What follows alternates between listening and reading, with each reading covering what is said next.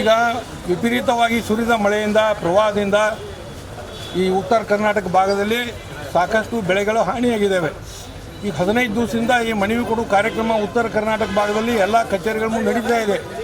ನಮ್ಮದೇನಪ್ಪ ಸರ್ಕಾರಕ್ಕೆ ಒತ್ತಾಯ ಅಂದ್ರೆ ನೀವೇನು ಪರಿಹಾರ ಕೊಡೋದ್ರಾಗಿದ್ರು ಇನ್ನೊಬ್ಬರೇ ಸಮೀಕ್ಷೆ ಮಾಡೋದ್ರಾಗಿದ್ರು ಅಂತೇಳಿ ಇವತ್ತು ನಾವು ಜಿಲ್ಲಾಧಿಕಾರಿನ ಕೇಳಕ್ಕೆ ಬಂದೀವಿ. ಇಲ್ಲಿ ನಮ್ಮದೇನಪ್ಪ ಮಾನ್ಯ ಮುಖ್ಯಮಂತ್ರಿ ಪ್ರಶ್ನೆ ಅಂದ್ರೆ ಮಣ್ಣಿನ ದಿವಸ ಅಧಿವೇಶನದಲ್ಲಿ ವಯನಾಡಕ್ಕೆ ಒಂದು 100 ಕೋಟಿ ರೂಪಾಯಿ ಆದಾಯಗಳ ಬಿಡುಗಡೆ ಮಾಡಿರಿ. ನೀವು ಕರ್ನಾಟಕ ರಾಜ್ಯದ ಜನರು ಏನು ತೆರಿಗೆ ಕಟ್ಟಿದ್ರು ಆ ತೆರಿಗೆ ಹಣವನ್ನು ನಿಮ್ಮ ಕೇಂದ್ರ ನಾಯಕರ ಒತ್ತಡಕ್ಕೆ ಮಣಿದ 100 ಕೋಟಿ ರೂಪಾಯಿ ಬಿಡುಗಡೆ ಮಾಡಿರಿ. ಇಲ್ಲಿ 15 ದಿವಸ ರಾಜ್ಯದಲ್ಲೇ ಮನವಿ ಕೊಡ್ತಾಯಿದ್ರು.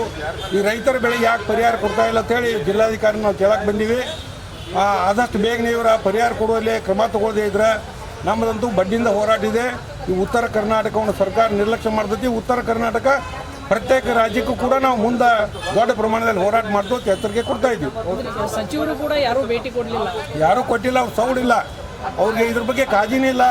ರೈತರ ಹೆಸರು ಪ್ರಮಾಣ ವಚನ ಸ್ವೀಕಾರ ಮಾಡೋದು, ಅಲ್ಲಿ ಹೋಗಿ ರೈತರ ಪರಿಹಾರ ಬಗ್ಗೆ ಕೇಳಲಿಲ್ಲ. ಒಬ್ಬರಾದರೂ ಶಾಸಕರು ಕರ್ನಾಟಕದವ್ರು ಕೇಳಬೇಕಾಗಿತ್ತು.